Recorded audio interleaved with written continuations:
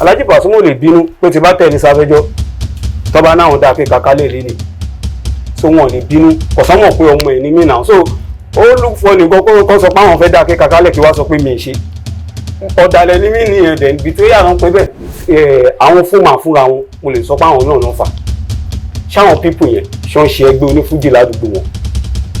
bọ̀ tí fún wọn bá náà fẹ́ ṣe kàn sí àwọn lè máa tún tó máa gbé sínú bá náà nukọ mi àti sinmi tó ẹ̀kan ẹ̀pù ó lè jẹ́ sí máa bẹ̀ láti 5 nínú òun wọn ò ní jó play o àwọn náà máa tó ṣíà o Alhaji Wasiu Alabi máa wọ́n ọ̀jì Alhaji ọ̀jà àpàlà sí àṣìṣì pé kó wá jẹ ọ̀gá látù ṣe rí pé ọ̀rọ̀ ọmọ ẹ̀ ọmọdé ni náà ọdún mi lè blame ẹ̀ ṣé ó ti yẹ ọmọdé ni.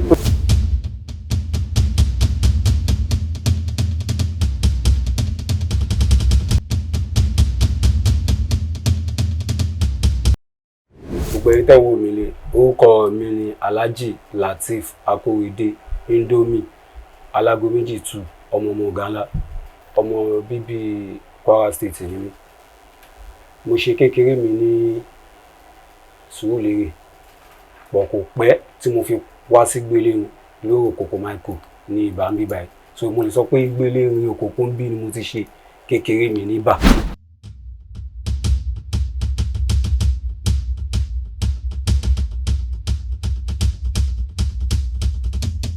Mo lè ní mo bá orin lé ni nítorí ẹ̀gbọ́n mi gangan ló ń kọ orin tẹ́lẹ̀ first born ọmọ sí mi ṣùgbọ́n tí ẹnìyẹn late mo máa ti ń tẹ̀lé wọn lọ sí show bí kí n gbérin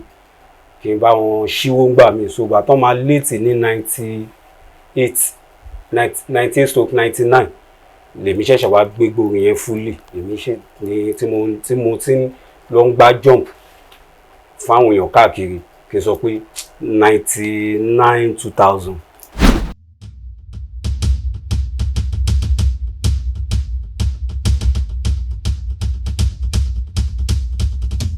Nígbà tí bá kọ́kọ́ bẹ̀rẹ̀ gẹ́gẹ́ bí ìgbà tí mo sọ wípé 98-99 náà àwọn tí mo lè sọ pé mo ń wò kọ́ ṣe Alhaji Kaobi Aloma ni mo lè ní mò ń wò jù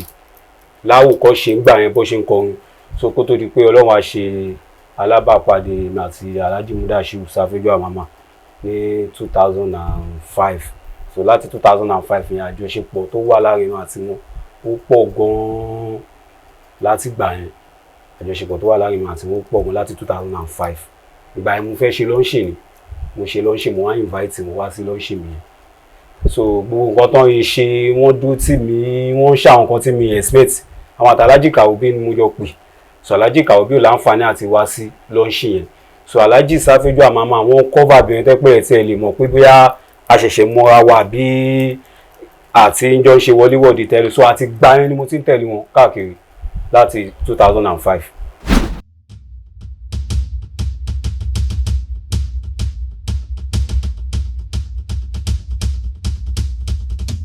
àkọ́kọ́ ìmúlú jáde ní 2005 lọ́ńṣì rẹ́kọ̀dì ni mo ṣe ló ṣe alábàápàdé mi àti Alhaji Sáfẹ́jọ́ lọ́ńṣì rẹ́kọ̀dì mo ṣe mo wá invite wọn wá sí lọ́ńṣì ní 2005 Expensive Indomie.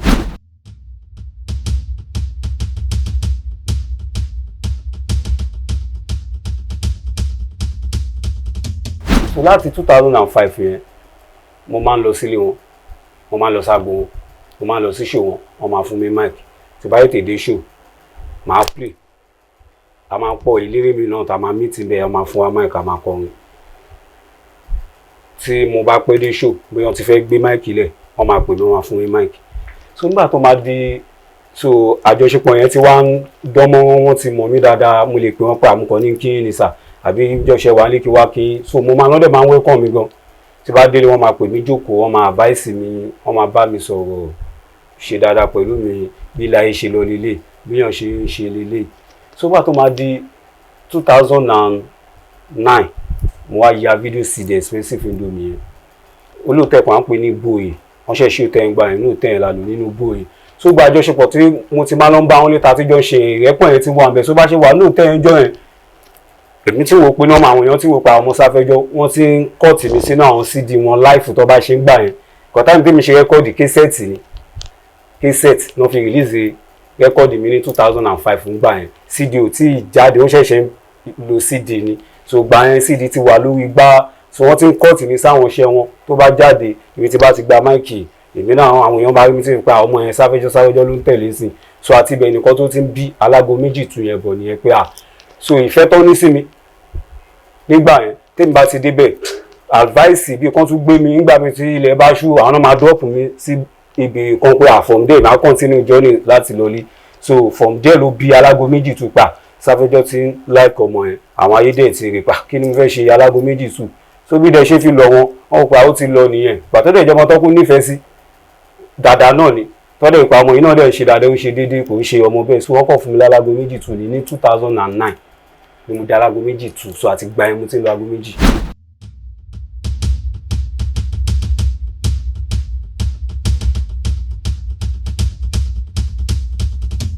Nǹkan tí mo lè sọ pé ó yà wọ́n sọ̀tọ̀ gẹ́gẹ́ bí nǹkan tí mo sọ fún yín olórin tí èèyàn bá wà lọlé bí ó fẹ́ ṣe rẹ́kọ̀dì wọ́n wà ní studio wọ́n ṣe rẹ́kọ̀dì lọ́wọ́ tó wá jẹ́ pé ẹ jẹ́ kọ́mọ yẹn wọlé tí ò ronú pé ṣó fẹ́ gbọ́ orin tí fẹ́ kọ ṣé kò lè lọ kọ́ tó máa pẹ́ kò lè tú láì dí àwọn producer ń bọ̀ nílé mi ní ọ̀túnla wá pé kí n lè tún ní knowledge lórí nǹkan tí mò ń ṣe pé kí n rí bí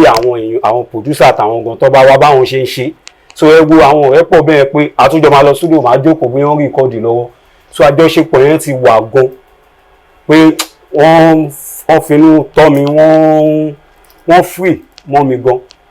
ṣe understand wọ́n free mọ́ mi gan so àwọn àjọṣepọ̀ yẹn náà ló bí nǹkan tí mo sọ pé ló fi bí alágo méjì tù tá a dẹ̀ dúró from there wọ́n máa mú mi bí wọ́n lọ sábò Alhaji Wasiu Alabi Pasuma ìgbà mi wọ́n máa gbé mi dání pé já lọ pa aláyé ọmọ mi nìyẹn ọmọ mi ní alágo méjì so nígbà tó di ṣe 2014 mo fẹ́ ṣe another record mi náà time yẹn ní 2014 so wọ́n pa Indomie kí ni next thing gbogbo ayé ti mọ̀ pé ọmọ mi ní wọ́n dẹ̀ mọ̀ pa alágo méjì tù Alhaji Wasiu Alabi náà ti mọ̀ ẹ́ ìgbà mi kọ́tà bá ti dé gan máa ní ìjọ tí n bá tẹ̀lé wọn lọ wọn lè Savage wo mọ́ ọmọ ẹ wálé nìyí so wọ́n ti jọ ń rí wa pọ̀ pé ọmọ Savage ni so àlàyé kọ́ gbogbo Indomie wà o rẹ́kọ̀dì tó olóṣèṣe ìwé òṣè ó dán rẹ́kọ̀dì yẹn díẹ̀ wọ́n dẹ̀ wà l'Amẹ́ríkà ìmọ̀ àti wọ́n jọ ń sọ̀gbà ó ṣe jẹ́ kí n kó ó dán kó jẹ́ kí n dé ká lo Alhaji Wasiu Alabi Pasuma àtèmi náà kí a tún fi ní weight kó má dàbí pé ìmọ̀ àti ẹnìkan náà ní every time lè gbọ́ sí wọn lẹ́nu as mentor mi ipò nǹkan tó bá ti fẹ́ mo mọ̀ pé dáadáa náà fẹ́ fún mi so mo láti dúró wọ́n fi dé láti Amẹ́ríkà yẹn ni wọ́n wá mú mi lọ sọ́dọ̀ Alhaji Wasiu Alabi Pasuma ní pé gbàtọ́dẹ̀ kú ti mọ̀ pọ́nmọ́ Savage òun lálágo méjì tẹ́lẹ̀ pé àwòyá ó ti lọ nìyẹn wọ́n dẹ̀ fún one date ní 2014 so wọ́n fún one date la fi ṣe lọ́ọ̀ṣì yẹn ìyẹn ní Evergreen tá a ṣe ń gbà yẹn so àwọn artist mi náà wà tá invite to but main artist tí mo pè Alhaji Wasiu Alabi Pasuma àti Alhaji Leadership Savage Amama so lọ́ọ̀ṣì nìyẹn ló bí ọmọ ọ̀gá ńlá so lọ́ọ̀ṣì yẹn ní 2014 yẹn so bá ṣe wà lórí stage ní Alhaji Wasiu Alabi Pasuma ní lójú ayé ti tàwọn Savage àwọn bí ọmọ Savage náà tún bí ọmọ Indomie alágo méjì tún ló bí ọmọ ọ̀gá ńlá ìtumọ̀ ọmọ ọ̀gá ńlá nìyẹn nítorí kí ní ẹ̀kọ́ fẹ́ fa controversy láàrin àtàwọn eléré kan tọ́yẹ eléré mi tí ò jẹ́ kankan wọ́n lè ní kinní kan èkúté ọ̀gá ńlá àbí kinní kan ọ̀gá ńlá so ẹlòmíì fi pé àbí ọmọ ọ̀gá ńlá àbí generation tèmi yàtọ̀ sí titi wọn tẹ́lú mi lẹ̀ tó kò ṣáájú mi bẹ̀rẹ̀ eré kò tó mi lọ́jọ́ orí mo tún ọmọ ọ̀gá ńlá yẹn pé Savage àwọn ọmọ àwọn ní Savage náà tún lọ́mọ so àwọn èèyàn mọ̀ ọ̀bọ̀ máa fẹ́ tọ́jú èèyàn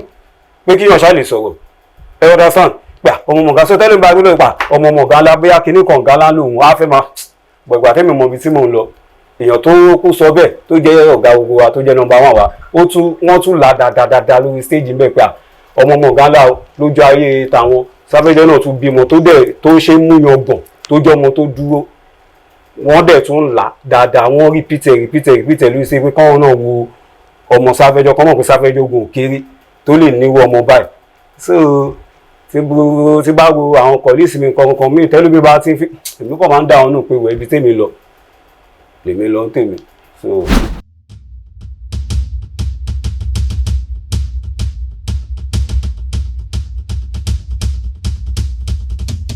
kí n ṣe aṣojú ilé-iṣẹ́ Indomie gẹ́gẹ́ bí ẹ sọ fún mi pé nígbà tí ẹ̀gbọ́n mi tí mo ló ń kọrin yẹn Ṣàpọ̀ Àlẹ́sìn lòun jẹ́ Ṣákíù lórúkọ wọn wọ́n jẹ́ ṣàkó àlẹ́ sí wọ́n dẹ̀ mọ̀ wọ́n dáadáa ń jẹ́ṣà ní Sùúrùlérè wọ́n mọ̀ wọ́n dáadáa ládùúgbò mi sógbà tó ti léètì yẹn oníkálukú ló ń jẹ́ orúkọ oríṣiríṣi tí mo mọ̀ Alhaji Wasiu Alabi Pasuma nígbà tá a gbọ́ túmọ̀ Pasuma yẹn tó sọ fún wọn sọ pé energy drink kan ṣẹ̀ǹkó máa ní nǹkan tó ní mí pé òun làwọn náà mú gbà yẹn táwọn fi jẹ́ orúkọ yẹn so nínú nǹkan tó ti sọ pẹ̀lú oríṣiríṣi nǹkan tá a ti gbọ́ a gbọ́ kínní kan tó jẹ́ nǹkan tí ayé ń fẹ́ agbọ́ Saheed Òṣùpá mọ̀ pé kò sí ẹni tí ò ní wò Òṣùpá lójú ọ̀run àwọn agbọ́ Àlàó Màláíkà sá mọ̀ pé Màláíkà ṣá wà so gbìyànjú ṣá mọ̀ pé ó máa sọ ń pa Màláíkà sómi kan pa Indomie gbà yẹn láyé tún Lateef Indomie ó ti lọ ṣé ó ti yẹ bẹ́ẹ̀ ṣe ń jẹ Indomie yẹn tẹ́ ń gba ayé tí gbogbo ẹ̀ àtàgbàlagbà àtọmọdé tó ń fi láìkẹ̀ so wáyé tèmi náà lè jó orúkọ yẹn kí ayé gba èmi náà kó kíkí yẹn tán káàkiri àgbáyé so ibi tí mo kàn ti ronú pa Indomie yẹn pa mo lè máa jẹ Indomie náà everybody ló kú like Indomie so ibi tí Indomie ti jáde nìyẹn.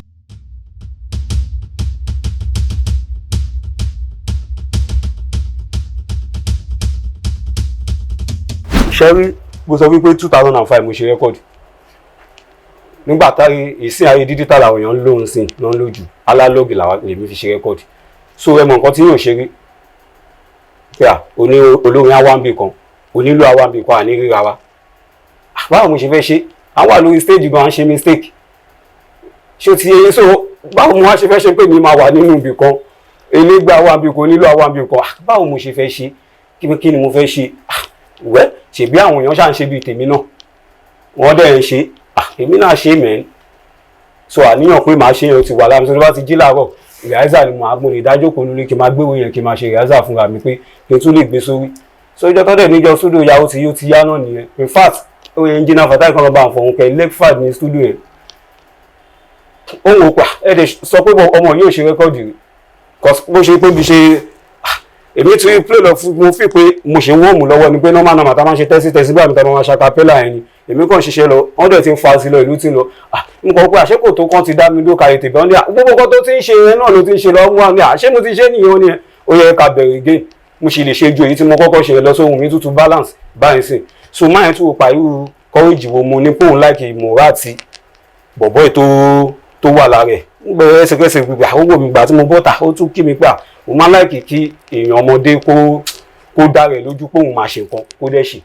so àṣẹ rẹ́kọ̀dì yẹn òun yẹn sọ fún ilé kan pé késẹ̀tì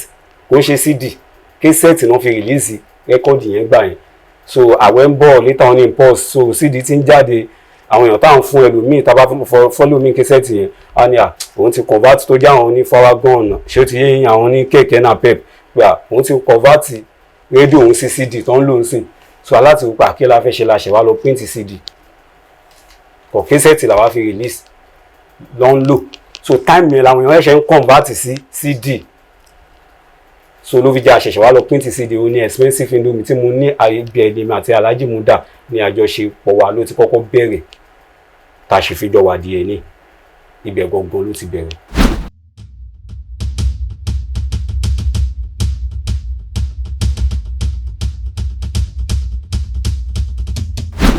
olóòtú ṣe rí ọ̀rọ̀ tẹ̀bìrì lọ́wọ́ mi kí n má sọ̀rọ̀ gan àwọn èèyàn ti mọ nǹkan tó máa ṣẹlẹ̀ pé tó bá ṣẹlẹ̀ bẹ́ẹ̀ bọ̀ màá tún láàyè yín dáadáa nítorí mo sọ̀rọ̀ kan fún yín mo ní Alhaji Savage Amama ló mú lọ sọ́dọ̀ Alhaji Wasiu Alabi Pasuma wà tí n fẹ́ ṣe lọ́ńṣìn ní 2014 gbà yẹn everybody mọ Alhaji Pasuma popular artist ni wọ́n bọ̀ pé èèyàn tún múyàn lọ pé kí ojúlùmọ̀ mo máa ń lọ ságbo wọn tí màmá lọ wo bó ṣe ń kọrin ṣe gbogbo ẹ̀ normal but pé àjọṣepọ̀ pé àwọn ọmọ tó ń bọ̀ Indomie báwo ni Alágúnmẹ́tù báwo ni tí àjọṣepọ̀ wa pé ẹjọ́ ẹ bá ń sọ fún wọn ní pé mo wà ń ta pé mo ń do tán tá lé ní náà Alhaji Pasuma máa sọ pé Indomie àwọn ọmọ mi lẹ́kọ́ wọlé ṣẹ̀mọ́ level yẹn so ṣé ẹni tí wọ́n mú mi lọ yẹn Alhaji Pasuma ò lè bínú pé ti bá tẹ̀lé sáfẹ́jọ́ tọ́ba náà dá kéka kálẹ̀ lé nì so wọn ò lè bínú kọ̀sánmọ̀ pé ọmọ ẹ̀ ní mí náà so ó lù fọ nìkan kó sọ pé àwọn fẹ́ dá kéka kálẹ̀ kí wá sọ pé mi ì ṣe ọ̀dàlẹ̀ ní mí ní ẹ̀dẹ̀ ibi tí ó yà rán pé bẹ́ẹ̀ ṣẹ̀bọ́n ló mú mi débẹ̀ náà fi fún mi táìtù yẹn ẹni tàdé ń tẹ̀lé náà tún là fún wa pé ọmọ ọ̀gá ńlá ó dẹ̀ ní nǹkan tó bí ọmọ ọ̀gá ńlá pé ọmọ sáfẹ́jọ́ náà tuntun bímọ ṣé ẹ ti mọ̀ pé ibi tí bàbá bá ń lọ grandpa làwọn sáfẹ́jọ́ ni bàbá ṣé ó ti yẹ yín grandpa l'Alhaji Wasiu Alabi Pasuma Savage gangan ni bàbá tó bímọ làwọn ẹ̀tọ́ mọ̀ ní tẹ̀lé bàbá ẹ̀ kò ń ṣèjà ìyẹn ò ń ṣèjà ìyẹn ò ní pé kì í ṣe ọ̀gá ńlá tó bá láwọn tún yà bá ní máa bọ́ ok for example bí Savage ò ṣe sí ní sí Amẹ́ríkà náà wà tí bá dé agbo Alhaji Wasiu Alabi Pasuma máa ń gbá mi ni níjọ́ tí múdù wọn bá wà òkè pọ́n fẹ́ bá mi ṣeré tí bá ti ń bọ̀ látọ̀kan pé mo ti ń dọ̀bà ẹ̀fọn ni fílẹ̀ alágo méjì tù ọmọ ọ̀gá ńlá ṣé òun pọ̀ ọ̀gá ẹ̀ ṣá ǹjẹ́ òun ló ti pọ̀ ọ̀gá ẹ̀ gbẹ̀yìn so èèyàn tó ti mọ̀ bẹ́ẹ̀ ipa ṣé òun pọ̀ ọ̀gá ẹ̀ ṣá ṣé wáyé kó tún dáùtù ibi tí wọ́n dẹ̀ máa ń bí Savage yẹn sílé àfà ṣé òun pọ̀ ọ̀gá ẹ̀ kìnnìkan àrà ó dà bẹ́ẹ̀ mo láì bóyá ṣe so mo ń lọ agbo wọn máa kí mi dáadáa máa fún mi máìkì mò ń pè lágbo wọn á dẹ̀ tún kí mi ọmọ mi kìnnìkan Indomie ọmọ Savage ọmọ ṣó ti eyín so àjọ wà dáadáa èèyàn dáadáa dẹ̀ ni wọ́n sí mi lágbà tí mo ti mọ̀ wọn mo lè dúró stage wọn kọ́ máa fún mi máìkì ń kọrin bẹ́ẹ̀ bí fẹ́ ṣe ẹni tí sì ti bá délé wọn wọ́n máa welcome mi wọ́n máa dá mi lóhùn dáadáa bí a mo ní kọ̀ọ̀kan bíi ìchàlẹ̀ àbí ó ní kọ̀ọ̀kan tí fẹ́ lọ béèrè lọ́wọ́ wọn mo máa lọ ilé wọn màá dẹ̀ bí wọn pín kọ̀ọ̀kan bàbá òyà kọ̀ ọ̀hún ṣàmọ̀pọ̀ gá mi ò sílé àwọn dẹ̀ ní grandpa so àwọn náà mo máa lọ sáàdì náà ipa sa bàbá nǹkan bá ìṣẹ̀lẹ̀ òun kí ni kílíkan so wọ́n dẹ̀ sọ̀kọ́ tó bá yẹ kí n ṣe sí bá dẹ̀ tún lọ wá tún fún mi lówó mọ́tò màá dẹ̀ ẹṣẹ́ sí iṣẹ́ tí ẹ̀dá sáà nǹkan bẹ́ẹ̀ so àjọ wà dáadáa.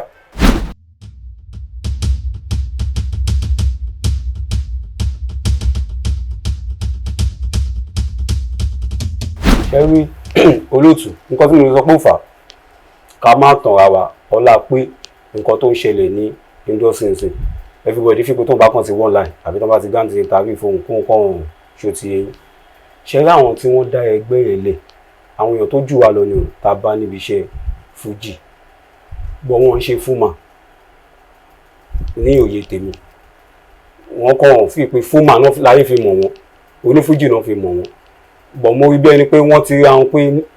ayé mi làwọn wà kò ń ṣe bí nǹkan táwọn bá lọ ṣe mọ́ bọ̀ tó bá jẹ́ pé nǹkan tó bá ni lọ́wọ́ àwọn bàbá wa late Alhaji Sikiru Ayinde Barrister bàbá wa Alhaji Ayinla Kollington bàbá wa King Wasiu Ayinde tó yẹ pé nǹkan tó bá lọ́wọ́ wọn náà ṣe é sì ni irú gbèsè tó fẹ́ gbé yẹn wọn ò ní gbé nítorí wọ́n ti fẹ́ ká mọ olówó lọ́tọ̀ ká mọ mẹ̀kúnnù lọ́tọ̀ fún màá ní gbogbo wa bá lọ́dọ̀ àwọn bàbá yìí ẹ̀yin kan wá pera yín pé bí àtòrí Ọlọ́run ti gbé ọwọ́ yín sókè ẹ wá ṣara yín jọ nínú wọn náà tí Ọlọ́run gbọ́wọ́ ẹ̀ sókè sí wà náà tó ń pa àwọn yẹn ẹ ti máa mọ̀ pọ́ tẹ̀ ni so nǹkan tó bá ti fọ̀tẹ̀ bẹ̀rẹ̀ ọ̀tẹ̀ náà ló máa parí ẹ̀ so nínú wọn wọ́n pa àwọn kan náà tó pè bọ ẹlòmíì sá sẹ́yìn kò fẹ́ show face kò corruption ni wọ́n kàn ká ẹlòmíì mọ́ ló fi show face so ẹgbẹ́ tẹ́fẹ́ dálẹ̀ but ó yẹ nǹkan tí mo kàn wá ń ronú ni pé àwọn fúnra wọn mo lè sọ pé àwọn náà fà ṣáwọn pípù yẹn ṣọ́ ń ṣe ẹgbẹ́ onífújì ládùúgbò wọn but tí fún wọn bá náà fẹ́ ṣe kàn sí àwọn lè máa tún tó máa gbé sínú bánà nìkan mi àti sìmí tó ẹ̀kọ́ ẹ̀pù ó lè jẹ́ sí máa bẹ̀ láti 5 nínú òun wọn ò ní jó play o àwọn náà máa tó ṣíà o wọ́n tún ìfà tẹlómi tún lè ní kó já àwọn mánéjà àwọn kan má lè sọ̀rọ̀ direct kan ní ṣé ìlú fa àlàyé lówó epo ni wọ́n fẹ́ gbowó pé onífújì ń ṣe nǹkan ṣó dàbẹ̀ so wọn ẹ mọ̀ pé wọn wo bí tó ti táwọn náà ti bẹ̀rẹ̀ mọ́ nìyẹn lẹ́gbẹ́ wọn yẹn ẹgbẹ́ wọn náà àwọn èèyàn tí ń wo sọ́ọ̀tún wọn ń wo sósì afẹ́ wo bí tó fẹ́ bá ẹgbẹ́ wọn yẹn já ni bọ̀ lọ́dọ̀ tèmi ẹgbẹ́ ọ̀tẹ̀ ni lọ́lọ́dálẹ̀ ẹgbẹ́ ọ̀tẹ̀ ni wọ́n dẹ̀ fẹ́ fi ba fún ma yẹn jẹ́ ni wọ́n tún fẹ́ fi dá nǹkan míì lẹ̀ sínú ẹgbẹ́ ni kọ́sẹ̀ ẹgbẹ́ ti pé méjì nìyẹn tí nǹkan bá dẹ̀ ti ń pé méjì competition máa wáyé so from there ìtahùn síra wọn lẹ́ẹ̀kọ̀ọ̀kan máa wáyé so bóyá ọ̀gá tèmi náà ń sin bóyá pé wọ́n síbẹ̀ kí wọ́n gbà nítorí ìṣe kinní kan kí ni fẹ́ lọ ṣe fún màmọ́ so bóyá ó dẹ̀ pé mo ní mi ìlú ẹgbẹ́ yẹn fún màá ni mo wà ṣèbí mi àwọn náà máa bọ́ àwọn yẹn náà nítorí ó ti di ọ̀nà méjì so wáyé tá a dúró lórí ẹ̀yọ̀ kan tá a wà tẹ́ bá fẹ́ ṣe club ní ẹ lọ ṣe club a ní fans club oníkálukú wà káàkiri bí ṣe ní mò ń tẹ́lẹ̀ Savage sí Indomie fans club wà tó dẹ̀ pọ̀ tó dẹ̀ ń ṣe dáadáa èmi ni mò ń play fún wọn Akékaka family Savage fans club wà PFC wà Aláìlúwà fans club wà èwo tún wà ní ẹgbẹ́ ká tún wá dá ẹgbẹ́ mi lẹ̀ fẹ́ fi tákù fún ma wọ́n fẹ́ fi tákù fún ma ní nǹkan tó fẹ́ ṣe yẹn so bóyá ó lè jẹ́ bóyá ẹni tó bá jẹ́ president àbí governor bóyá wọn láìkẹ́ wọn ọ̀dẹ̀ fẹ́ bá tò kọ́ wá pé káwọn lọ dẹ́ mi lẹ̀ so èmi fi pé yá nǹkan tó ṣẹlẹ̀ nìyẹn lọ́gbọ́mọdé tèmi.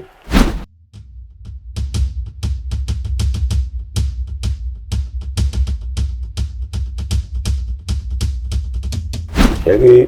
ọ̀rọ̀ tẹ́sán olóòtú mo lè ní ọ̀rọ̀ wà ń bẹ̀ mo lè sọ pé wẹ́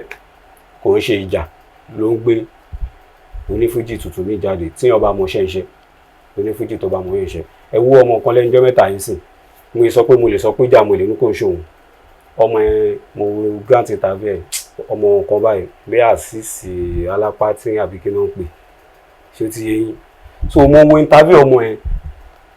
mo rí pé kọ̀ṣẹ́ rí iṣẹ́ fújì ìbàjẹ́ wà ń bẹ̀ gan iṣẹ́ fújì bàjẹ́ gan so bá ti mo wo interview ọmọ ẹ mò ń wo pé bóyá nǹkan tí ọmọ yẹn fẹ́ sọ bóyá ọba yìí síbòmí ni ní view tèmi pé for example kí àjọṣepọ̀ mi àti Savage tó dánmọ́ kí tó ní mo invite wọn sí lọ́ńṣìn mo máa ń ṣeré lọ sí agbo wọn mo ti ń play rí tí Alhaji Kawo tó ń ṣe wá ságbo mi ṣé ó ti yé yín mo ti ń play rí tí Alhaji Savage àwọn máa tó ń ṣe wá ságbo mi ṣé ẹ̀mí pé wọ́n ti wá gba máìkì lọ́wọ́ mi rí ṣé wọn ò jù mí lọ mo bá wọn bẹ̀ gbogbo nǹkan náà fi jù mí lọ wọ́n ṣáájú mi ìbẹ̀rù orin wọ́n jù mí lọ lọ́jọ́ orí so òkè wá sọ pé torí wọ́n ti wá sí stage mi ẹbí àmọ́ ń play àdúgbò kan náà ní ẹ̀yìn dómi play bẹ̀rẹ̀ ká ṣeré lọ́nà ọmọ mi nìkan wá kí wá pọ́n ní pé ẹgbà máìkì ṣé èyí ti mí pé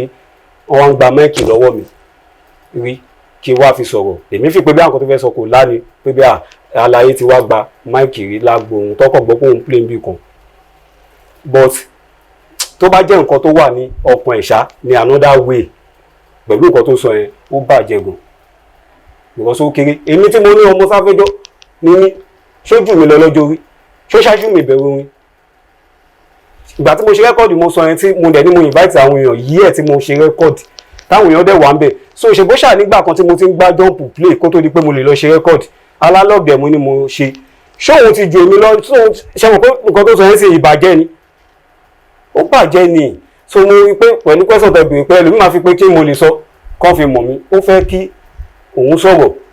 bóyá káwọn èèyàn lè ẹ máa pé ọ̀rọ̀ ẹ̀gbọ́n kò ní wé tí ń gbòòrò káwọn èèyàn pé ọ̀rọ̀ ọ̀dẹ̀ nígbà tó máa sọ́nà tún ní Alhaji Tájù pé ọmọ Tájù yẹn Alhaji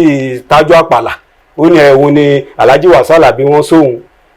pé kóhun wájọ́ Galatu òun lóhun ò jẹ́ ni ṣe pé bàjẹ́ ni Alhaji Wasiu Alabi máa wọ́n Alhaji Ọ̀jẹ́ Àpàlà sí àṣìṣì pé kó wá jẹ ọ̀gá Galatu ṣe rí pé ọ̀rọ̀ ọmọ ẹ̀ ọmọdé ni náà ọdún mi lè blame ẹ̀ ṣé ó ti yẹ ọmọdé ni ó dẹ̀ ló pé kí lóun náà tún lè ṣe káyé fi mọ̀ wọn kò ń lọ opportunity ní some years back bí àwọn presenter rédíò presenter ẹ̀ wọ́n ẹ̀pọ̀ ẹ̀gbọ́n wọn gbé so ẹ bá rí ariwo ò fi bẹ́ẹ̀ so bóyá pé kí lóun tún fẹ́ ṣe bóyá ẹ̀gbọ́n nǹkan ló jẹ́ rédíò presenter ń gbà yẹn tó bá ń pè sí dẹ̀ fún gba àwọn kọ̀lísẹ̀ ń gbà yẹn wọ́n dẹ̀ ẹ̀pọ̀ ẹ̀gbọ́n gbà yẹn so ló yẹ kó tún jáfáfá mọ́ so kò ṣe wéè tó wá tún wo pé bí ó lè fi wà nígboro ni èyí kìíní kan àwọn ẹni tó jù lọ kó máa rí fi sùn ọmọdé ni náà tó bá pẹ́ béèrè nípa pé kí ló ṣẹlẹ̀ mí ní sọ́npa ẹ̀ nítorí tí wọ́n bá ń sọ bí pé yàn ń pò mọ́tẹ̀ ní lọ́dọ̀ tèmi kò sọ wẹ̀ kò lá so ìbẹ̀rẹ̀ ibi tẹ̀tẹ̀ máa pọ́ ọmọdé nìyẹn báwo ni ó ṣe máa sọ̀kan tí ò ní là so ọmọdé ni so.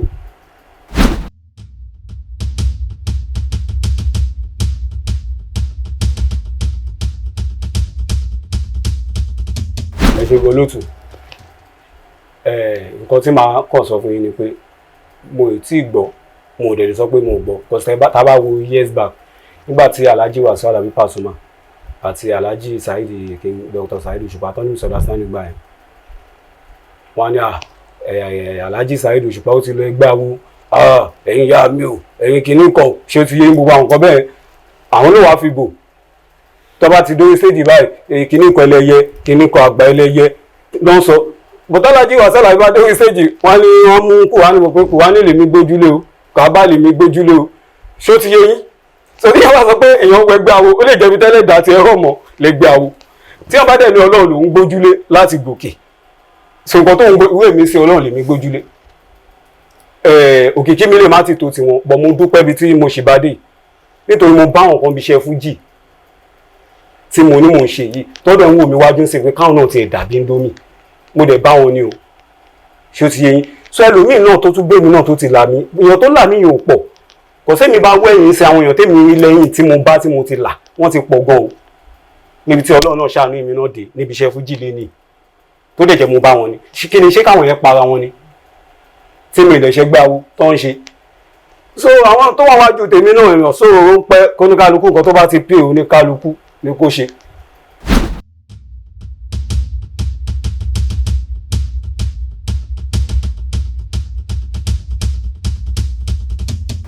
ṣe rí nǹkan tí mo rí sí ọ̀rọ̀ tẹ́ sọ wípé wọ́n dẹ́ ìgbélé wọn dẹ́ ìgbélé ibi tí ẹgbẹ́ yẹn tó ti kọ́kọ́ milẹ̀ títí jù nígbà tó máa dá ilé wọn l'Arabambi tí ó ti mi l'opportunity láti gba title ní Arabambi bọ̀ mo ti ń bá Alhaji Safejo Alhaji Paso tí mo ti lọ ń kọrin tí ó ti yin àwọn ní speaker ń gbà yẹn tàdé jọ ń ṣe wọ́n dá ẹgbẹ́ akíkakalẹ̀ àbọ̀ dá ẹgbẹ́ olúfimọ́lẹ̀ bóyá ó ń fa àfàsẹ́yìn fún fújì mi ò rí bẹ́ẹ̀ lọ́dọ̀ tèmi mo sọ nǹkan fún yín pé onífújì mi ó burú débi pé tó bá wá yín wálé irú aṣọ táwọn ọmọ yín wọ̀ ló fẹ́ wá wò ló máa sọ́ǹtà so tí ó bá wá ṣẹ́ni tí ìrẹ́pọ̀ wà tó ti di pé káńsọ̀ ṣẹ́ni tó ti tẹ̀lé tó sọ pé wọ kíní kan ni iná akíkaka tó ṣé wàá wá ṣubú ẹ̀ tó wá máa sọ̀rọ̀ ìta wá sọ̀rọ̀ ẹ̀ dáadáa ni bẹ́ẹ̀ onífújì mi bóyá o ti ń bọ̀ ó jẹ́ kó ṣoore fún ẹ ó gbà ògo ọmọ yìí pọ̀ o mi fẹ́ ṣe kó má lọ gbogbo mi ò kò ṣe bóyá èèyàn wà lọ bá ẹlòmíì ìyẹn wá lóun jẹ orúkọ èèyàn máa mẹ́ni bí mẹ́ńtọ̀ ẹ̀ tí èèyàn máa tẹ̀lé òun ni ibi tèmi fi pé bí ẹgbẹ́ kákọ́sì akékaka ọ̀gá ńlá tèmi fi pò ti wáyé nìyẹn okay for example mo ṣe launch nǹkan ní of recent like ṣe 2002 gẹ́gẹ́ bí sọ pé èyí tí mo pa Alhaji Wasiu Alabi Pasuma Alhaji Safejo ló ní sùúrù káwọn fi dé pé ká lè jọ ṣe wọ́n tún wá wà lọ́wọ́ yẹn náà mo tún wá fẹ́ ṣe rẹ́kọ̀dì mi mo wá lọ bá artist kan artist yẹn launch yẹn kù 3 months mo ti sọ fún artist yẹn mo ti pa àwọn manager pé mo fẹ́ artist yẹn náà mo dẹ̀ lọ agbó ẹ̀ ó dẹ̀ rí mi kí ni big deal ká kan sọ pé àdéhìtì báyìí nǹkan tá a fẹ́ sọ ju 2 minutes lọ mo lè jókòó bí ọkùnrin àfi mo ń bọ̀ ṣe máa sọ̀rọ̀ títí launch yẹn fi kù 2 weeks láti 3 months wàá dẹ̀ sọ fún mi pé òun fẹ́ bá mi ṣe owó mi ṣáà mo fẹ́ san wọ́n gbọ́ pé mi fẹ́ pé òun fẹ́ gbowó lọ́ọ̀ mi tèmi náà ti rẹ́jú owó yẹn o so gbà tó máa kú 3 weeks kọ̀sá àwọn èèyàn wọ́n rí àjọṣepọ̀ ìmọ̀ àti Alhaji Taye Currency ilẹ̀ ìjọ mẹ́ta ẹ̀kọ́ tí yóò bá ṣe orí fún yàn ìwọ náà wàá tẹ̀lé wàá dẹ̀ sọ dáadáa ń pa ẹ̀ so artist yẹn mo rí kò tó yẹ kó tètè sọ fún mi ni màá yìí tè mọ nǹkan tó yẹ kí n ṣe Alhaji Safejo mi dẹ̀ tí èmi ń program ẹ̀ sígbà táwọn máa fi dé láti Amẹ́ríkà ká lè tún jọ ṣe as reality tèmi ní sí wọn pé kán ṣàtún present ní nǹkan tí bá ti fẹ́ ṣe bóyá olórin ò fẹ́ bá Safejo ṣe ni ẹ̀dínú nítorí mo sọ fún pé màá ti lágbájá báyìí bí àtòwé mi ò ṣe fẹ́ ṣe ó ṣì sẹ́mi dẹ̀ fi pé tí wọ́n bá ti rẹ̀ fún bí àmì mo pa àwọn méjì pọ̀ ọjọ́ kọrin bóyá ìrẹ́pọ̀ lè wáyé nítorí mo tẹ̀lé Safejo bóyá torí Safejo ló ṣe fẹ́ bá mi ṣe ni o bóyá torí tèmi fún àmì mi mọ̀ ló sún mi dọ́dọ̀ Alhaji Taye Currency gbà mi kàn fẹ́ kó jèmi àti Alhaji Safejo nìkan bí ṣe níjọ́ tí mo dé ilé wọn ẹ máa wò bóyá èèyàn tí àtijọ́ ń ṣe pọ̀ látijọ́ yìí wọ́n dẹ̀ wẹ́kàn mi jókòó sí pálọ̀ wọn kìnnìkan wọ́n ní kìnnìkan fún wọn kọ́ fún mi lómi ẹ̀mọ́ ń kọ́ bẹ́ẹ̀ kí mo bá mo tẹ̀sán bá mi bá lọ́sìn wọ́n ní kìnnìkan kìkò sí pé déètì omi ní déètì báyìí nítorí a ṣe iv a lè péètì a lè taṣọ fáwọn èèyàn nígbà tá a ti mọ nǹkan tó ṣe àtìsí yẹn dẹ̀ ló dìlé mi dé lẹ́gùn yẹn ṣé mo pé inú mi ò dùn sí nítorí orí mi lọ́mọdé pé mo fẹ́ ga kò fẹ́ kí n ga ni mo ní díẹ̀ mo sunkún lọ bá mo ò po yọdọ̀ rárá ó máa tó ẹ̀ màrún táwọn máníjà tún gba owó lọ́wọ́ mi tí mo tún epo sínú mọ́tò wọn ó tẹ̀ níjọ́ kan mo lọ bá máníjà yẹn ó ní kí n já pàdé ìṣẹ́rí bó ṣe drive mo kàn drive sẹ́yìn ẹ̀ ni kìnnì kan yẹ nǹkan tó ṣe ni pé wàá bá ń kìnnì kan lọ́la ìgbà aláyẹ ẹgbàá tó fi epo mi ṣáà ń ṣe pé kọ́ńtẹ̀ẹ̀lì tètè dá mi lóhùn ọ̀pọ̀n dá tí wọ́n ṣe fún mi. so Alhaji Taye wọ àti Ìbàdàn àwọn wá sí Èkó ń bí àwọn ní eléré pọ̀ ní Èkó náà tó fi lè wá bá mi wọ́n dẹ̀ wá sí lọ́ńṣì yẹn fún band boys wọn gbogbo wọn kó wá àwọn àti Safejo wọ́n jọ play fún mi 2022 or 23 like 2 years 3 years ago ni mo sọ fún yín so nǹkan tó ṣe fún mi yẹn adẹ̀ ní campus kan tá à ń ṣe àwọn ọ̀gá ńlá nìkan la wà ń bẹ̀ tó jẹ́ group ta ní àwọn ọ̀gá ńlá group ta máa fi pass message fún wa so wọn tó ti ṣe nǹkan bẹ́ẹ̀ fún mi láti ìgbà yẹn mo láǹfààní àti máa lọ sí stage wọn ìgbà míì tí bá play bóyá wọ́n rí i pé ọ̀bọ yìí ò fi bẹ́ẹ̀ pariwo bóyá Ìbàdàn àbí ibì kan mo kàn ṣe é lágbo wọn máa fún mi lówó ṣe àpọ̀ wọn encourage mi ni ṣó ti yé yín so wọ́n wá ń ṣe kíní ẹ̀ lọ àwọn dẹ̀ lólórí ẹbí ọ̀gá ńlá sáfẹ́jọ́ lọ̀gá ńlá tù ṣe pé lé ni mo wà kọ̀sà Alhaji Wasiu Alabi Pasuma náà ti fi ojú gbogbo amọ̀ Alhaji Taye náà fún àwọn tẹ́lẹ̀ ìjà lóde lórí dòwe ṣó ti yé yín now ìwé ẹnìyẹn sìn wọ́n wá jà bó ṣe wá jà mi ò gbà pọ́n jà bọ̀ àwọn ayé sọ pọ́n jà àti wọ́n ń gbọ́wọ́ ní group tàwa ẹlòmíì tí wọ́n násẹ̀sì ju sọ́dọ̀ Alhaji Taye táwa gan òní tẹ́pẹ́ wọ́n ti jọ ń ṣe tẹ́lẹ̀ tá Alhaji Pasuma ẹ̀mọ̀ opportunity ní gbogbo nǹkan ọ̀gbọ́n kan sáré bu Alhaji Taye ṣó ti wọn tí mọ̀kàn tó rí lè ṣẹlẹ̀ bọ̀ wọ́n wójú Alhaji Wasiu Alabi Pasuma ni ṣé bẹ́ẹ̀ náà náà láìkì Alhaji Wasiu Alabi Pasuma tó kọ́ ọ̀tọ̀ nǹkan tẹ́lẹ̀ mi máa ń sọ lẹ́yìn wọ́n á pè wọ́n pé wà Alhaji Taye ilé tó ti ga ni kò yẹ kó kàn wó bẹ́ẹ̀ o ṣe pé nítorí nǹkan kékeré tó ṣe fún mi oore ni ẹ ṣe jẹ́ kí àpèrà wa á pọ̀ àwa bíi márùn ẹ jẹ́ ká gbé mọ́tò ká lọ bá Alhaji Taye lé ipa aláìkí ló ṣẹlẹ̀ à ń pọ̀ kọ́ bábá nípa Alhaji Wasiu Alabi kìíní kan aláìkí ló kọ́ ọ́ gbà káwọn sọ pé ẹgbẹ́ wa ta wà yẹn gbogbo ọ̀gá ńlá nǹkan báyìí la fẹ́ afẹ́kẹ́ wa lọ bá wọn lé kó tó di pé ọ̀rọ̀ yẹn pọ̀ èmi mú àbá yẹn wá ẹbí àwọn kan silent nígbà tí mo pọ̀ sọ̀rọ̀ kan èèyàn tí mo tún lè pè lẹ́yọ kọ̀ọ̀kan nínú wa ẹ má yẹ ká wo kíní hàn ẹ mà àwọn bloggers èèyàn ti wá ń dá sí ó ti ń pọ̀ báyìí a sọ̀rọ̀ gbogbo àfẹ́ sọ̀rọ̀ padà àṣẹ ẹlòmíì ó ń wá ó ti pé opportunity fóun láti sọ̀rọ̀ láti ga ni fóun bọ́ wọn ọ̀dẹ náà tán kí ni big deal kí la fẹ́ kí ìjà ṣẹlẹ̀ kó tó di pa fẹ́ ga fún òní question tẹ̀ bèrè yẹn ẹ wo tí ń kéde mi pé ṣé ta bá lọ bá wọn gbà yẹn wọn ò lè kọ̀wọ́ sí gbogbo alẹ́ nu a máa rọ́wọ́ sọ ń gbà yẹn ta bá tiẹ̀ fẹ́ bú wọn náà a máa rí ọ̀rọ̀ sọ ṣó ti yé yín so a máa rọrọ̀ sọ tàbá ti ẹ̀fẹ́ bú wọn pé ṣèdá wa bá yín lé àwọn ọ̀gá ńlá ẹ̀dẹ̀ ẹ̀kọ́ ẹ̀ẹ̀dá wa lóhùn ẹ sọ pé kò sí nǹkan tí ó kàn yín bẹ̀ kò sí nǹkan tó ṣe kinní kan bẹ̀ nǹkan tí máa kọ̀ yín nínú àwọn èèyàn tí mo pé kàn ní ló Indomie bọ́ọ̀lù lórí ọ̀rọ̀ tó sọ yẹn oníkàlùkù rẹ̀ dà ti ṣe oníkàlùkù ti rí l'opportunity pé ká máa bú pé kóun bú Táyé ló máa fi jẹ lọ Alhaji Wasiu Alabi Pasuma máa fi láìpẹ́ òun pa wáyé táwọn èèyàn wo ló bá ìṣá so anybody tó bá rí ní táìmù yẹn mo kàn dákẹ́ nítorí mo fi pé èèyàn náà ní misunderstanding kí ni tí wọ́n bẹ̀ àgbàlagbà làwọn tá a dẹ̀ ń sọ ya àwọn méjèèjì àwọn méjèèjì wọ́n bí wọ́n tọ́ ẹlòmíì bínú wa ọmọ wọn ní sẹ́ẹ̀tì wa àtàwọn ọmọ wọn o wáyé tá lè wá solution sí so ìgbà tí mo rí pé àwọn èèyàn fẹ́ ṣe ní tèmi ló yẹ kí mi dákẹ́ kò solution lèmi fẹ́ kò yẹ kó jẹ́ ìbú la máa fi gun òkè lèmi ṣe dákẹ́ nígbà ìsọ dídákẹ́ mi bẹ́ẹ̀ lómi Indomie gbogbo àwọn tẹjọ ọjọ́ gala ṣé gbogbo wọn ló ń bú Táyé ni ṣé wọn náà ní bu ni kí ni kí n bú wọn fún ṣọ́ọ̀ṣẹ̀ mi ni nígbà tó ń ṣẹ̀ mí so mo lè bú wọn náà so àìdẹ̀ bú wọn Alhaji Wasiu Alabi Pasuma wọn jẹ́dá kan tèmi máa ń rí bẹ́ẹ̀ ni pé wọ́n free wọn ò dẹ̀ ń rí ọ̀hún múyàn sínú bá àwọn èèyàn tó ń tẹ̀lé wọn ṣó ti yé yín nǹkan tí aláyé yẹn lè má rí sí rárá aláyé ọmọ tó ń bọ̀ yẹn ọmọ yẹn ṣe wà ọmọ yẹn bú Táyé náà bí ṣe kí ní gànà èèyàn tó ní ọ̀rọ̀ tó jẹ́ aláyé kan máa sọ pé Táyé náà ọmọ mi náà wà náà ó kàn lè kó wọn fẹ́ bú irú náà ìfilẹ̀ náà bó ṣe egun kan táwọn yẹn ti sọ tó máa sọ bí ẹ̀mí jẹ mẹ́ta ló máa ń bí nǹkan mi ti ẹlòmíì bá dé agbèlè tó kàn máa sọ pé ẹ̀kàn máa pọ́n fáwọn kan máa kàn ní fún un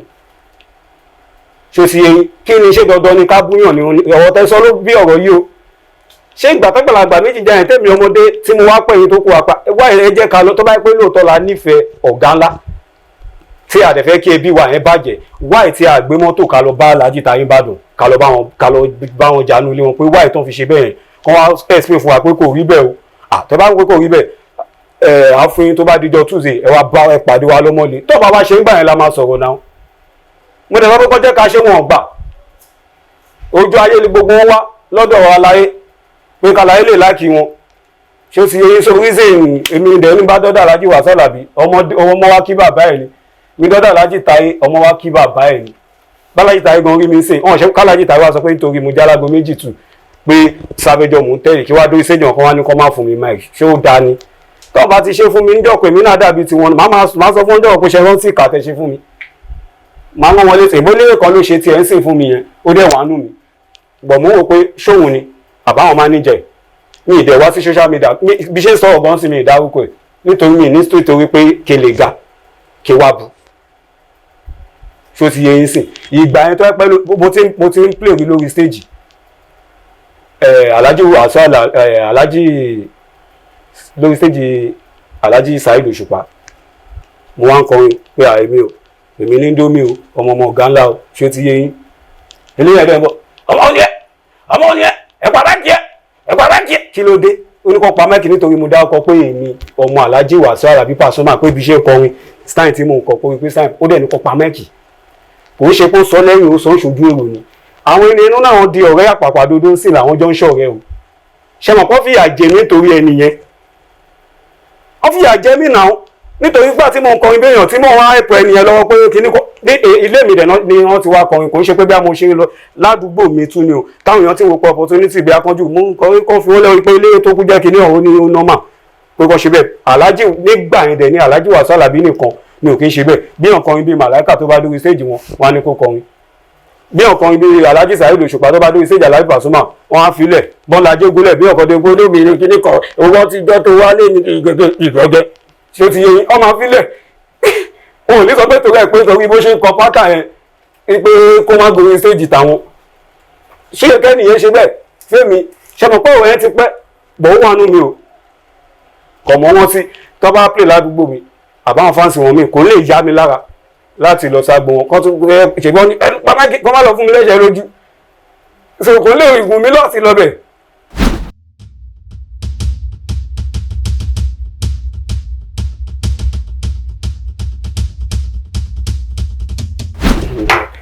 olótú ṣé ó possible ṣá ṣé ó lè ṣẹlẹ̀ bí nǹkan tí mo sọ fún yín ṣe rí èèyàn máa ń to agboolé èèyàn ni èèyàn kì í dàrú mo nígbà tí ọ̀rọ̀ Alhaji Taye yẹn náà àtẹ́ pé ní look tèmi pé Kasara solution ṣètù ni so wọn ní tìtorí pé bí a ti rí dẹ́sìn kí wọ́n sọ pé ẹ̀ sáfẹ́jú oṣù ọ̀gá látúmọ̀ ṣáà ń tún ilé wa ṣe ọ̀gá ńlá bá ń bàjẹ́ ni odidi sáfẹ́jú àmàmà akínkaka lójú ọlọ́rọ̀ ọmọ ta ló jẹ́ ẹdún ọwọ́ ẹ̀rù ṣé mọ̀ kó máa dá nǹkan mí lẹ́ṣà ni ó máa bí nǹkan oríṣiríṣi tí nǹkan bẹ́ẹ̀ bá ṣẹlẹ̀ àlàyé fúnra wọn bí kan fẹ́ fún àwọn ẹlòmíì ní opportunity àtútù enter wa ni because àwọn ìyàwó pa máa ní ẹ mọ̀ bí pé kán gọ́yàn lóyè ni ẹ̀wọ̀n pé tìjú ni kán bá gọ́yàn lóyè ìtìjú ni náà ṣé ni tẹ̀rọ lóyè yẹn tóun náà bá ní agbára tó bá ní ṣóògùn náà ní sáà ni mi ṣọ́ọ̀bù nǹkan bẹ́ẹ̀ lè ṣẹlẹ̀ àfi tọ́ba náà ò ṣe mọ́ Alhaji King Wasiu Ayinde wọn sọ pé Alhaji Wasiu Alabi ò ṣe arábàmí túmọ̀ Alhaji Wasiu Alabi náà dá ọ̀gá ńlá lẹ̀ ṣé ó ti yé yín àwọn náà dálẹ̀ Alhaji Wasiu Ayinde K1 The Ultimate nígbà yẹn wọn ò lè sọ pé àwọn sọ pé Alhaji Wasiu Alabi ò ṣe arábàmí túmọ̀ kan wá ní Taye Currency o àbí sáfẹ́jọ́ ìwọ ní arábàmí tún ṣe o ṣó make sense ni ṣó lè ṣẹlẹ̀ ni kó lè ṣẹlẹ̀ àfi tẹ́nìyẹn bá tún sọ pé wúwo aláyé sìn bọ́n tẹ̀ fẹ́ ṣe èmi máa nǹkan ìyàn pa aláyé ẹ lọ bá Alhaji Wasiu Alabi kẹ lọ gba ìyọ̀dá lọ́wọ́ wọn kó jẹ́ àwọn gan-an máa fọwọ́ sí kó sì lè mọ̀ pa ṣe ń jẹ́ aṣèwà lọ́gàá ńlá o èmi náà kàn tún wo pé kí n tún sún síwájú pé èmi náà ń ṣọmọdé mọ́ wọ́n sì tán dẹ̀ máa báwọn fẹ́ ṣe èmi máa dó sí wọn lọ́rùn láti aláyé má yẹ kí a fìjà ìjọba kan ṣe mọ̀pọ̀ gan ńlá ni wá kò só máa rí bákan ṣàfẹ́ kí àwọn aráàta kan tún máa wá sọ pé ṣó tọ́ wa ni nítorí gbogbo ọ̀rẹ́ àpàpàdodo tó ń ṣe yẹn lójú tèmi níjọ́ tí ìjà bá tún dé láàrin wọn ibo la fẹ́ fìsì àwa tá à ń bọ̀ nǹkan sí sí nǹkan míì tó ń jẹ bọ́gà wọ́n jọ ń jẹ supageti sí níjọ́ tí ìjà tó bá tún dé láàrin wọn níbo ni káwa fìsì ẹlòmíì sí ok fine ẹlòmíì bu Alhaji Taye gbà yẹn Alhaji Wasiu Alabi àti Alhaji Taye sí wọn ò ní jù ṣé ẹni yẹn tó máa ń wọlé Alhaji Taye tẹ́lẹ̀ tálàjì Taye rí dé èèyàn tẹ́pà wà yìí gan sì lè dúró sí géètì kaṣẹ́ ó pé kọ́ṣẹ́ ní ẹ pé wọ́n náà kẹ́ tó wọlé bọ̀tẹ́ pé táwọn yẹn bá dẹnu géètì wọn máa jẹ́ kán wọlé tí wọ́n wá bú wọn láì ṣe pé wọ́n ṣẹ̀ wọ́n o wọ́n ṣẹ̀ wọ́n o wọ́n o wọ́n wá bọ́ fẹ́ sẹ́tù kan ṣé ní sìn tó bá sẹ́tù ṣọ́tù máa wọlé bọ́ ṣe ń wọlé tẹ́lẹ̀ tálàjì Taye bá gọ̀ kan jẹ́ kán wọlé yes now tó bá àbí èmi àwa àpọ̀ àjà èmi àtìyàn tó bá ń jà ló yẹ kẹjọ wá sẹ́túmẹ́ǹtì láàrin wa kò ń ṣe pé máa fi síbì kan ju ibì kan lọ kọ́ka àwọn méjì Ọlọ́run ló mọ̀ bí wọ́n jọ múlẹ̀ ni Alhaji Wasiu Alabi àti Alhaji Taye Currency ọ̀rọ̀ àwọn méjì bí wọ́n jọ múlẹ̀ ni Ọlọ́run ló mọ̀ Ọlọ́run ló mọ̀ nítorí ọjọ́ fi sí èmi ò jẹ́ kémi rí bí ẹni kan jà o ẹni tó bá lọ tẹ́rì sí ó máa pa o so àwọn èèyàn òkè ẹ for example ìgbà tọ́wọ́ yẹn bẹ̀rẹ̀ ṣé àwọn tó jẹ́ kọ̀lísì mi tàjọ jẹ́ sàwáwù tó dá sí ọ̀rọ̀ yẹn ṣé gbogbo wọn náà jẹ lọ àwọn kan jẹ àwọn kò jẹ ní náà so bí ìpọ́n fi àwọn kan gbogbo ní náà ó pè kan kò pè kan èèyàn tó lè pè gan ó fẹ́ pọ̀ lójú tèmi ìkọsẹ̀ ẹlòmíín sì bóyá bí táwọn fáǹsì ẹ pọ̀ sí bí aládùúgbò wọn ní Táyé ló ń bọ̀ yẹn o àwọn ló ń bọ̀ ládùúgbò yín lọ́tún la o nítorí ti bu kò ní fẹ́ gorí stage ẹ̀ àwa lọ dó sí ẹ̀yìn canopy lé ẹ̀yìn stage a máa wò lọ́kàn báyìí tẹ́lómi bá máa kí á ti wọ́pọ̀ àti wá dé mẹ́rin sinmi mọ̀ bí aláyẹ̀ máa ní kan lé mi bọ́lẹ̀ so kò fún ní mòrà láti lè lọ ó dẹ̀ lè jẹ́ bẹ́ẹ̀ ibẹ̀ lọ́nà ti fẹ́ gbéga ṣó ti yé ó lè jẹ́ orin ọjọ́ yẹn lọ́nà fẹ́ gbéga náà wá sọ káàkiri irú ẹwo ẹni Táyé sọ̀rọ̀ ẹ̀ lẹ́ẹ̀kan ìyẹn which is tírí àlàmú tírí lẹ́dà ó pè òun ẹwù èèyàn tó wà wájú ẹwù gba àwọn tó tẹ̀tẹ̀tẹ̀tẹ̀ rì ó tẹ̀yàn púpọ̀ rì náà ìrúṣà ti wà lọ́dọ̀ Alhaji Wasiu Alabi Pasuma látọjọ́ ẹwù ohun tó kéré ẹwù bó ṣe opportunity ṣé àwọn yẹn ń sìn ṣé ká sọ pé nǹkan ń ṣe àwọn yẹn ń sìn àbí kí ni ká sọ kò só pè yẹn o ó pè bọ̀bọ̀ yẹn o bọ̀ kò pè ẹlòmíì so reason tèmi ṣe bá wọn dá síjà ní tèmi nìyẹn àwọn ìwé ilé tí mo lóṣẹ̀ mi sinmi ṣàbàjá mo kọ̀ wọ́n ti jọ́ tó ṣe nǹkan tí ò dáa fún mi ni mo dẹ̀ níjọ́ ẹ̀ mo dẹ̀ tó sọ pé kọ́lọ̀ ń gbé mi kọ́lọ̀ wọlé àkọ́ tó ṣe fún mi yìí kọ́lọ̀ ń gbé mi náà ga eléré tó dílé mi tí mo pèsè lọ́ńṣẹ̀ tí ó wà mo filẹ̀ fọlọ́hún èmi náà ń bọ̀ ọjọ́ kan màá níjọ́ tá a bá jọ dó kọ́ mo gbàdá pé màá wà ní stage ẹ̀ tájọ́ tí èmi àti wọn jọ máa dó báyìí pé tó máa pa ọmọ yẹn náà bí iṣu ló ti wà ń bẹ̀rẹ̀ sí ma aláìṣẹ́ wọn tí nǹkan tẹ̀ ṣe fún mi níjọ́ báyìí àwọn lára máa tì tí bá lọ tán àbí tá a bá túká ipá nǹkan tí mo lè ṣe fọmọ yóò dá lóòótọ́ so màá yìí rán wọn létí màá sọ fún wọn nílùú mi nítorí àwọn kan ló ń bọ́ mi àwọn kan ló ń bọ́ ìyàwó àtọmọ mi wọn ò ní náà mi o màá sọ fún wọn.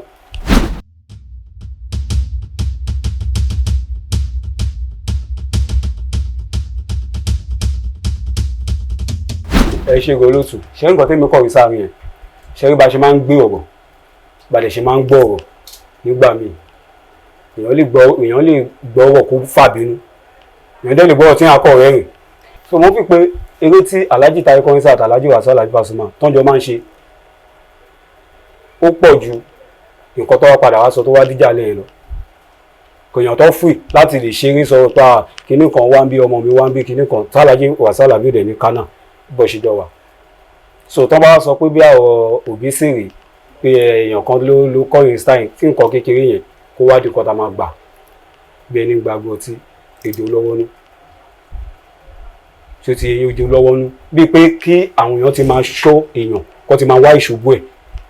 kó má rí kọ́kọ́ rí nǹkan kínkínní kó wá fẹ́ lójú wọ́n ti ń wá ìṣubú wọn tẹ́lẹ̀ ní lọ́dọ̀ tèmi sọ kọ́ rí kíní as opportunity so nígbà tó kàn wá ṣẹlẹ̀ mo wẹ́ ọlọ́run mọ tí ó mọ̀ nǹkan ẹ̀wọ́n gbèsè tèmi lè mi fẹ́ ká gbé tí mo sọ fáwọn pọ̀lísì wa tó kù tó ọ̀dẹ́ mi lóhùn tó bá jẹ́ pé Alhaji Taye náà wọ́n wá tún wò pa kí n lọ bá dìmánà yìí nípa ọ̀rọ̀ tí mò ń gbọ́ lórí ṣíṣá kò rí bẹ́ẹ̀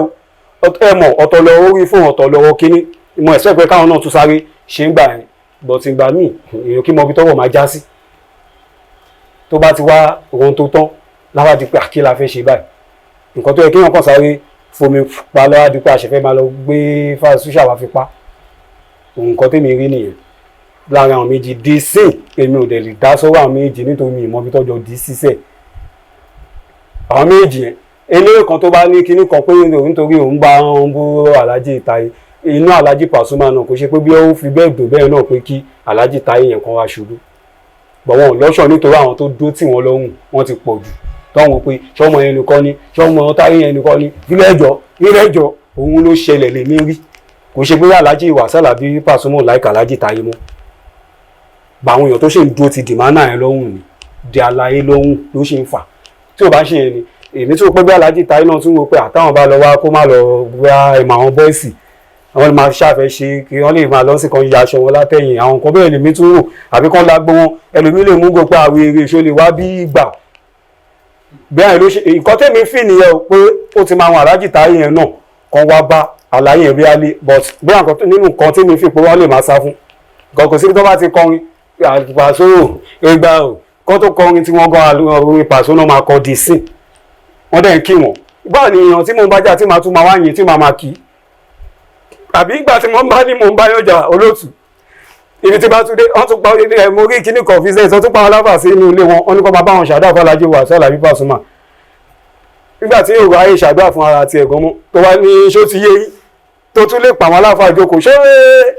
kí lẹ ti fẹ́ tó bá jẹ́ èmi ni màá kọ́ wọn pé wẹ́ ẹ lọ́ bá ń pè wá bọ̀ láyé ẹ má dán nǹkan tó dánwó yẹn mọ́ ṣó mọ̀ pé lẹ́yìn yọ̀yàn ni màá advice ẹ nítorí ilé tí mo fọwọ́ mi kọ́ tèmi sì lè ṣe ni ó ti ṣe ni màá kàn tún pè cause ara lè máa ti òun láti wá bá mi tó bá jẹ́ ọmọ tèmi ìwé mi ṣe for example ṣe ìwé àlàyé mi tí mo tẹ̀lé sáfẹ́jọ́ kàkà tó máa ṣèmí tí màá fi mo yà kàn lè má bá wọn ṣe mọ́ kàn tí bá ti bú wọn tí bá ti lanu bá bú wọn ọ̀dàlẹ̀ ni mí gbogbo àwọn nǹkan tó ti ṣe fún mi ńkọ́ àwọn èèyàn tó ti jọ rí wa pọ̀ ńkọ́ kí ni mo fẹ́ sọ ṣé mo fẹ́ fáwọn èèyàn lọ́wọ́ sọ ni so ń yàn bẹ́ẹ̀ yẹn o kàn lè avoid gbogbo ẹlẹ́ṣẹ̀ tó ń ṣe kódà tó di bẹ́ẹ̀ màá ti gbogbo àwọn èèyàn tí mo kó wá sọ̀rọ̀ handis wọn màá ti máa lọ bá pé mi mọ̀ nǹkan tí mo ṣe fáláyè kìnnìkan ṣó ti yé táwọn èèyàn kan máa pa ọmọ yẹn tíráyò bọ́ mi ò ní bú wọn mo lè jẹ́ káwọn èèyàn ipá ń ṣe kan tí wọ́n bá ń ṣe kan bí wọ́n ń ṣe ìyàwó fọ́mọ àbọ̀ ń ṣílẹ̀ àbọ̀ ń ṣe ní tì tí wọ́n bá invite mi màá invite ara mi mo lè má déwájú wọn gbóúnjẹ ni èmi náà ṣe oúnjẹ tèmi wá màá invite àwọn èèyàn wa táwọn èèyàn kan máa wò pa kí ẹ wo bọ̀bọ̀ ìṣàkóso ẹ̀ gan ọ̀gá ẹ̀ kọ̀sẹ̀ èmi náà máa kojú aago tèmi ìṣòro ní kẹfẹ́ fún mi pé kí n má wọlé kọ̀sẹ̀ ara máa tàwọn náà pé kí mo fẹ́ kó possible kí wọ́n gbóúnjẹ mi dé ẹnu ọ̀nà kí wọ́n rọ pé àjókòó tèmi àwọn fàtọ́ máa kí àwọn àlejò mi gan lórí ìjókòó tèmi náà ṣé ti yẹn sọ àwọn kan tí màá ṣe ni táwọn kan máa wò gbà ọmọ ó dàbí kò sí nǹkan tó fẹ́ tún ṣe fọmọdé yìí kí ni mo tún fẹ́ kó ṣe so èmi ò ní bú wọn tí wọ́n bá dẹ̀ ṣe ọjọ́ kan fèmí mi máa ń rántí so ìjọ tó bá ṣe nǹkan tí ò dáná màá sì gbójú pé ó nọ́mà ó máa ń bí ní gbogbo ẹ̀jẹ̀ dẹ̀ ń flu lára wa so kò sí báyìí máa ṣe tá ní misunderstanding tá ní jà so tó bá ti wáyé ká kan lo initiative.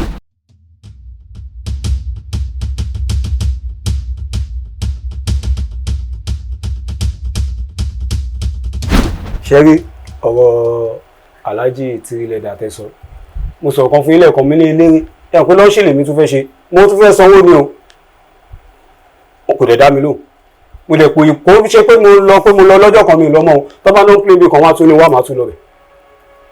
wọn ò lè ṣe fún mi ní ìdẹ́tí tó rẹ̀ nǹkan tó wù wọ́n nìyẹn náà ṣe lọ́ọ̀ṣì ni mo pe Alhaji Sáfẹ́jọ́ sí náà wá ibẹ̀ láti bẹ̀rẹ̀ friendship tí ó ṣì ní láti di èní láàrin ìmọ̀ àti wọn kó tó bí alágbó méjì tó kó tó bí ogbẹ̀ ṣóyé yín ẹlẹ́dàá oníkálukú lè má papọ̀ Alhaji Kaobi gangan ni tágẹ́ẹ̀tì mi mo sọ fún yín báwọn gangan ni mò ń wò ìsìn tẹ́lómi bá ṣe gbọ́ láìfún mi rẹ̀ máa pa àṣé Kaobi ni àbí Paso ni ṣé ti yẹn ti bá kọrin ẹlòmíràn gbọ́ láìfún tán wà Indomie màá ní kó máa ṣe Paso lẹ́yìn náà ohun ẹ̀dẹ̀ tó jọ Kaobi ṣó ti yẹn ní nǹkan ibi Sáfẹ́jọ́ náà Sáfẹ́jọ́ dẹ́ accept mi àti alágbó méjì tù wọ́n dẹ̀ ń ṣe dáadáa fún mi kọ̀kíní yẹn náà tún bá àwọn ọ̀gá wa jẹ́nsìn lẹ́yìn ọjọ́ mẹ́ta yìí eléré tí ò bá ti lo òun bí wọn rẹ́dà ti ẹ̀pù ẹ̀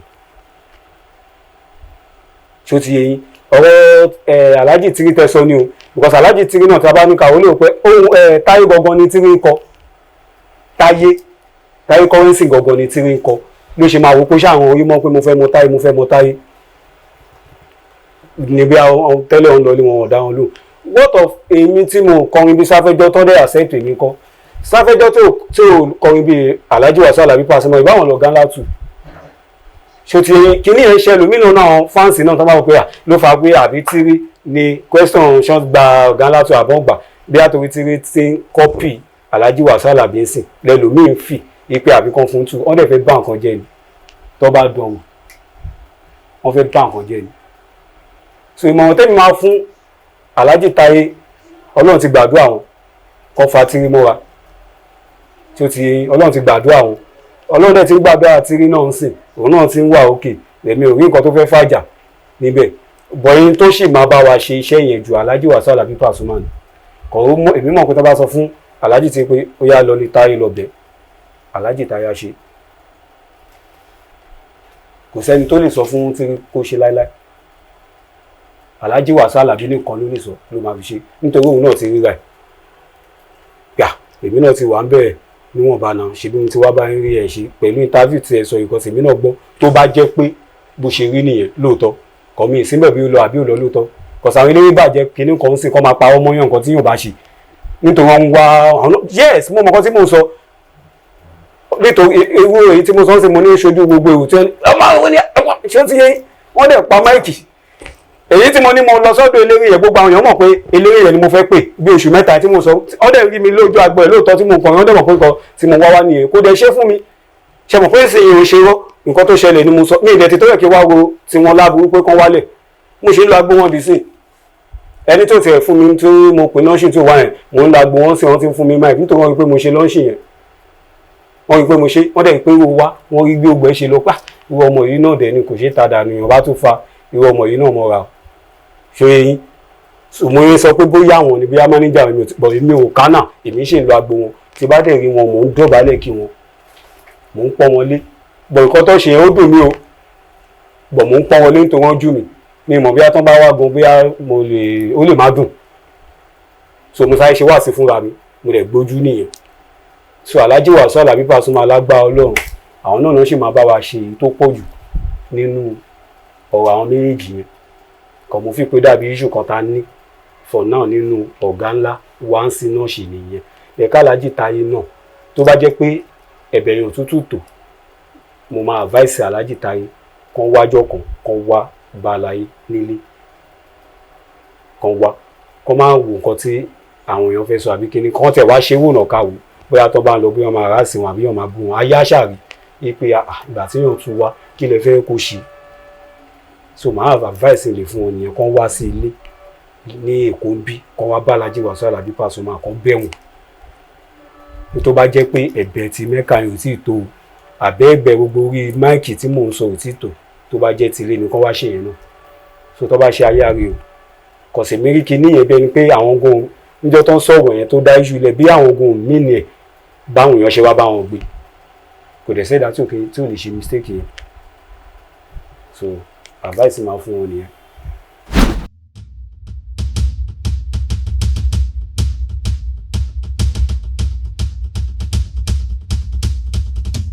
ẹni nǹkan tí ó dùn mọ́ mi ó pọ̀ lóríṣiríṣi gan tó dùn mọ́ mi bọ̀ èyí tí bá kàn lè sọ máa sọ níjọ́ tí mo bímọ nítorí past 10 years tí bá ti ń kọrin normal máa sọ pé àti bá máa bímọ ìbejì ni màá bí so after bí 10 years tí mo ti sọ ọ̀rọ̀ yẹn tí mo tún sọ nú record ṣé ó ti yé yín after 10 years tí mo wá bímọ ìbejì ni wá bí so láìfẹ́ wà ó tó wà lórí igbá tàbá ṣe ìgọ́gbọ̀ ẹ̀ tó ń ṣe pé so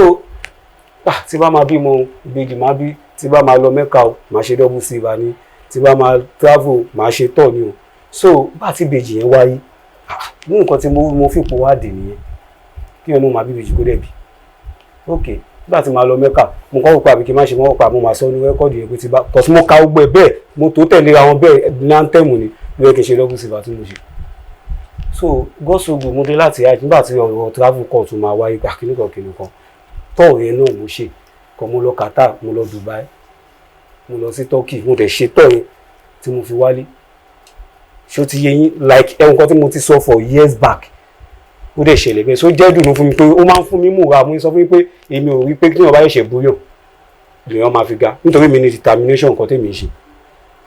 tí bá dẹ̀ ń tẹ̀lé yàn máa ń tẹ̀lé tán ni so ní àwọn tí ó jẹ́ pé tí yàn bá ti ìwé ẹgbẹ́ àwo pẹ̀lẹ́ ní tó gbójú lọ́lọ́run ṣó ti yé yín so àwọn nǹkan bẹ́ẹ̀ ni so ṣe pé ọ̀tọ̀ọ̀tọ̀ ni nǹkan láyé so òun ni so inú mi dùn gan so mo ti kópa ọjọ́ tí mo lọ Mẹ́kà síjọ́ tí mo bímọ àwọn nǹkan bẹ́ẹ̀ ó jẹ́ ìdùnnú fún mi ṣe rí ìdàkejì yẹn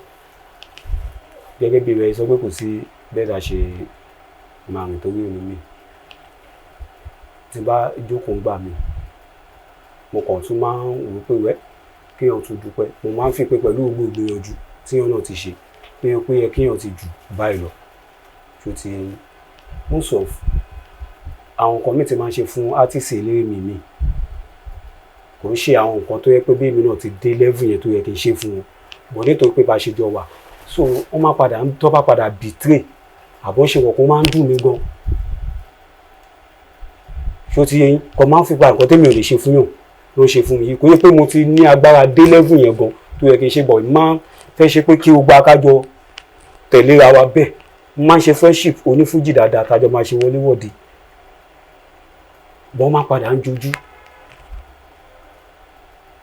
So ti yẹn ó máa dùn ọ̀tọ́ ìpà at the end of the day a fẹ́ máa dàbí pé ó fẹ́ máa fà kó bá fún èèyàn fún rẹ̀ fún iṣẹ́ èèyàn láti tẹ̀síwájú. So ti bá dájú kò máa ń ronú pé ṣé bí ilé ayé ṣe rí lélẹ̀ ṣá tí èèyàn bá ti ṣerú ẹ̀ fún mi kò sí mi ò ṣe fún yàn náà. Bọ́gà mi ò ṣe sí nísìn February 4 lèmi February 5 lọ̀gá mi èmi ò birthday tèmi sí mo ti ń plan birthday ti fẹ́ ṣe fọ́gà mi ṣèbí 4 and 5 ni wa wáyé tí mi kọ́kọ́ lọ dún tèmi mo ń wò pé mo fẹ́ ṣe fọ́gà mi tàdé máa ṣe either on the 6 because on the 5 náà tábà ṣe ní 6 a máa lo 8 so èmi ò ríyàn ṣe so wọ́n ń dùn mí gbá báwo làwọn èèyàn ṣe rí báyìí so ó jẹ́ kọ̀ọ̀kan tí bá kàn tún dá wà.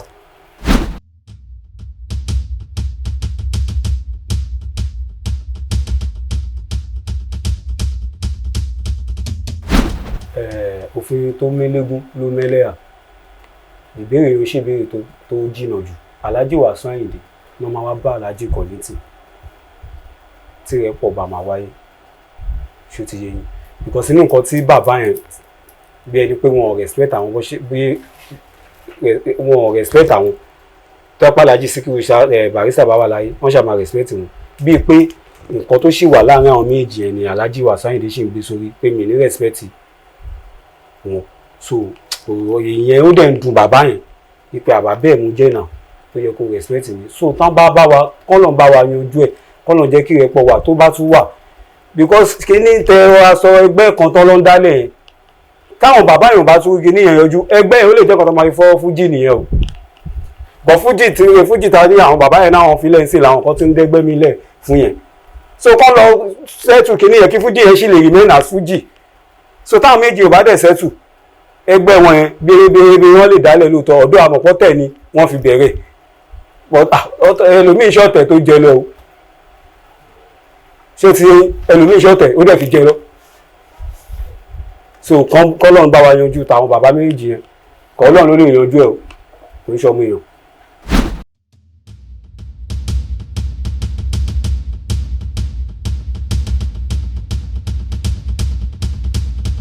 agbogbo tó lù wá àlùtú tó bá lù ti rè àlùfọ́ àlùfà àlùsís tó bá lù 7 àlù8 ẹ̀yìn tààlà àlùnà àlùtẹ́ òdì dandan kò lù 11 o kò dẹ̀ lù 12 o kò sẹ́ni lè dá dúró o ẹ mọ̀ pé ọwọ́ aago àrògiri nìkan náà lè fà sẹ́yìn o Indomie ṣùgbọ́n ọjọ́ àlọ́ a ò lè rí mùsùlùkùn ló fi ẹ pé ká sáré nígbà tó yẹ ká sáré kárìn nígbà tó yẹ kárìn láti àláwó àsìkò tó yẹ ká fi sùn ohun tá a bá fi ṣàìsùn Indomie ó léwu àsìkò tó yẹ ká sọ̀rọ̀ tá a bá dákẹ́ wàhálà ìtàlá yóò lè bà nǹkan jẹ́ Indomie tó kọ́ fújì àláwó wa every day by day tí mo bá sùn tí n bá ń jí nínú mi dùn gan pé mo rẹ̀ ní ire tẹ̀lé every day by day tí mo bá sùn tí n bá ń jí nínú mi dùn gan pé mo rẹ̀ ní ire tẹ̀lé Indomie alágo méjì ẹlẹ́ẹ̀kejì rẹ̀ ṣóhun ń ṣàlẹ̀ mi ń jẹ́ alágo méjì ẹlẹ́ẹ̀kejì rẹ̀ ṣóhun ń ṣàlẹ̀ mi ń jẹ́ ọ̀gá ńlá tún ni mí mo yàtọ̀ sáwọn ebi iná nínú onífújì tán mọ́ bí tán bí lọ sí torí every day by day tí mo bá sùn tí n bá ń jí nínú mi dùn gan pé mo rẹ̀ ní ire tẹ̀lé nọ́mbà tẹ̀lé pé mi Alhaji Lateef Indomie alágo méjì ọmọ gálásì 070 80 54 68 01.